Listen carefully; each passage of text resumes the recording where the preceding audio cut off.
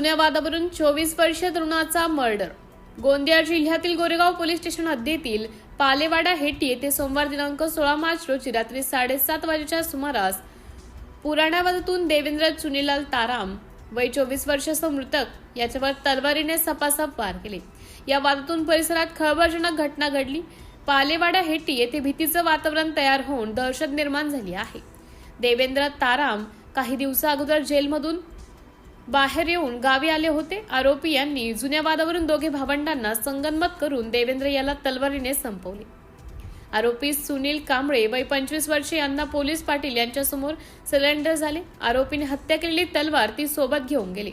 Goregaon police यांना माहिती मिळताच घटनास्थळी धाव घेतली. गावातील पोलीस पाटील व सरपंच यांच्या समक्ष पंचनामा करण्यात आला. त्या माहितीच्या आधारे जुन्या वादातून देवेंद्र यांना तलवारीने रक्तबंबाळ करून मृत्यू पावलेले देवेंद्र ताराम यांचं मर्डर झाल्याची तक्रार पोलीस स्टेशन गोरेगाव येथे दाखल करण्यात आली.